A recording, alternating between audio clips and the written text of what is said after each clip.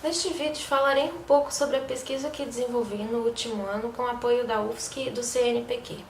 Inicialmente, a proposta geral do projeto era estudar a fonologia do português brasileiro em contato com outras línguas.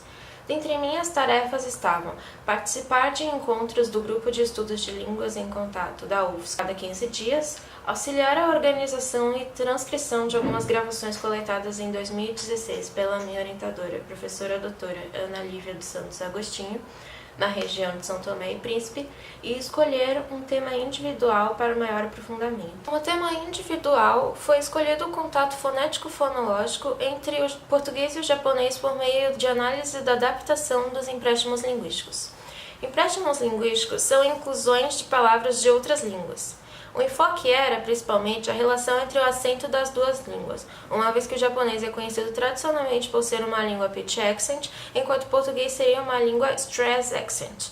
Isso significa que o acento do japonês estaria mais ligado à frequência, ou seja, tom, enquanto do português, à duração e intensidade. Inicialmente, portanto, foi elaborado um corpus contendo todas as palavras de origem japonesa comumente utilizadas no Brasil.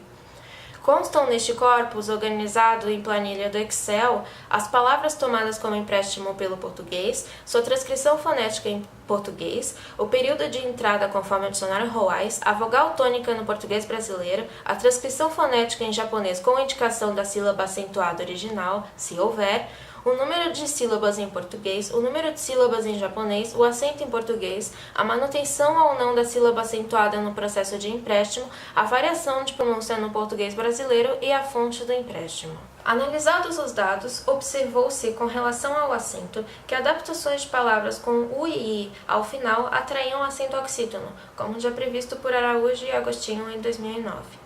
De todos os empréstimos, 90% não corresponderam ao acento original do japonês, o que demonstra que mudança de tom não é um fator reconhecido ou reproduzido pelo falante de português.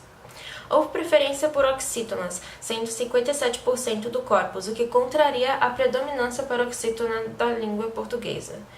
Os resultados confirmam a hipótese de Ferreira Neto em 2001, em que peso silábico seria responsável pelo acento em oxítonas, tanto com relação a ditongos quanto a nasal fonológica, como em samurai, gohan. O fato de o acento no português ter como um dos correlatos acústicos a duração se mostra relevante em palavras com uma vogal longa, adaptadas como tônicas em 87% dos casos, como em sumô, sendo exceções a esta regra apenas palavras que corresponderiam a uma proparoxítona em português. Em relação a processos fonológicos, nota-se principalmente a ditongação dos hiatos do japonês, como em samurai, e a redução das átonas finais, como em kimono.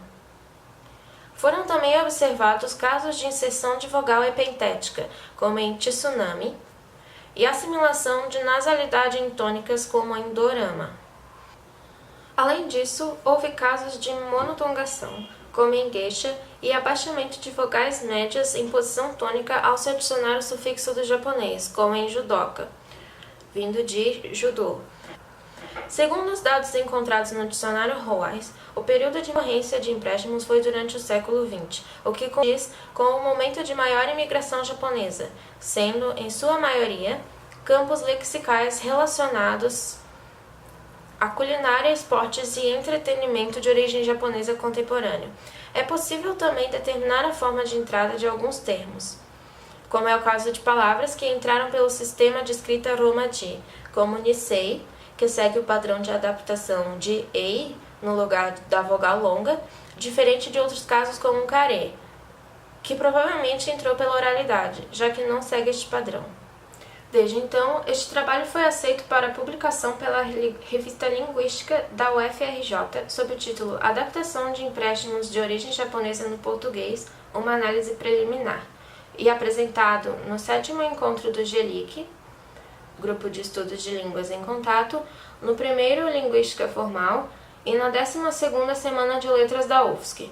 Também foi incluído na programação do 10º encontro da ABEX, que ocorrerá entre 3 e 7 de dezembro desse ano na UFSC.